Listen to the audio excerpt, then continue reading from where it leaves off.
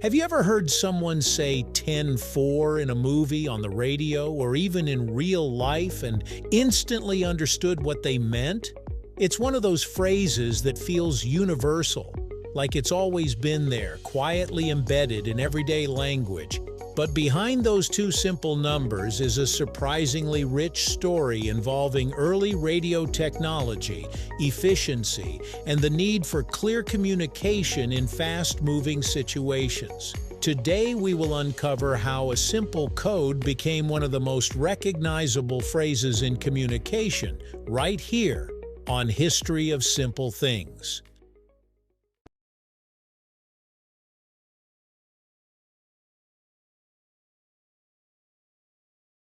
Long before smartphones, instant messaging, or even reliable telephone lines, communication, especially over long distances, was slow, inconsistent, and often unclear.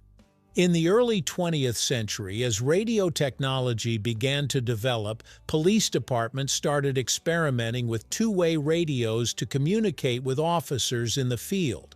These early systems were groundbreaking, but they came with a major problem: poor audio quality. Static, interference, and weak signals made it difficult to understand full sentences, especially when spoken quickly.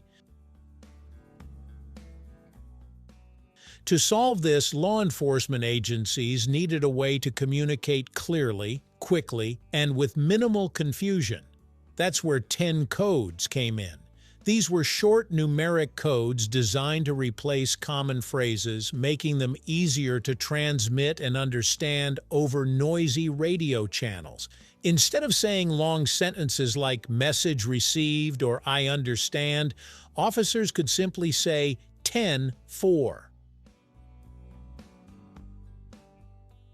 The origin of 10 codes is often traced back to the 1930s, when the Association of Public Safety Communications Officials International, commonly known as APCO, began developing standardized radio procedures. One of the key figures in this effort was Charles Hopper, a communications director with the Illinois State Police. Hopper and his colleagues recognized that radio transmissions needed to be shorter and more structured to reduce misunderstandings. The 10 prefix itself wasn't random. It served a practical purpose. Early radio systems required a brief pause after pressing the transmit button before audio could be clearly sent. By starting every message with 10, speakers gave the system a moment to stabilize, ensuring that the important part of the message wasn't cut off. It was a simple workaround for a technical limitation, but it worked. The second number in the code carried the actual meaning. In the case of 10-4, the 4 corresponded to acknowledgement or affirmation. So when an officer said 10-4, they were essentially saying "message received" or "understood." Over time, it became shorthand not just for clarity but for efficiency, two things that are essential in quick communication. As radio use expanded across police departments in the United States, 10 codes spread rapidly. They weren't just limited to law enforcement. Truck drivers, firefighters, and even CB radio enthusiasts began adopting them. During the 1970s, the rise of citizen band radio culture helped push phrases like 10-4 into mainstream popularity.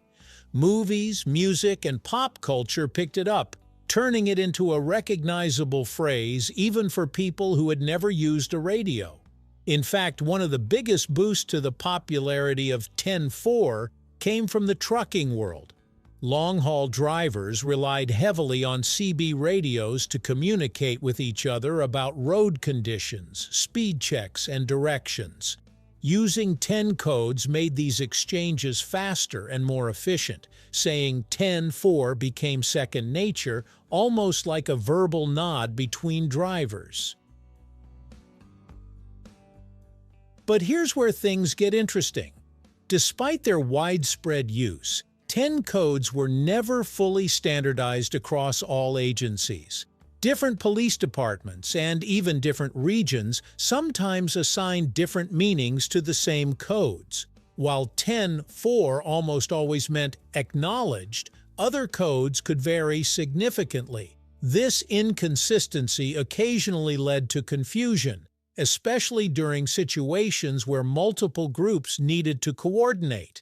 Because of this, many agencies gradually began shifting toward plain language communication. Instead of saying 10-4, officers might simply say received or copy that. The goal was to reduce ambiguity and ensure that everyone, regardless of department or background, could understand each other clearly. Even so, 10-4 never really disappeared. It remains deeply embedded in both professional and casual language. Many police departments still use it internally, and it continues to be recognized around the world. More importantly, it has taken on a life beyond its original purpose. Today, people use 10-4 in everyday conversations, often without even thinking about its origins. What makes 10-4 so enduring isn't just its practicality, it's its simplicity. In just 2 syllables, it conveys acknowledgement, agreement, and readiness. It's quick, clear, and carries a certain authority that plain language sometimes lacks. There's also something inherently satisfying about it. It sounds official, almost cinematic, like you're part of something bigger. And that's part of the reason it's stuck. Language evolves, but phrases that are efficient and memorable tend to last. 10-4 checks both boxes. It was born out of necessity, shaped by technology, and carried forward by culture. And the next time you hear someone say 10-4, whether it's in a movie, on the road, or in casual conversation, you'll know there's more behind it than just a simple acknowledgement.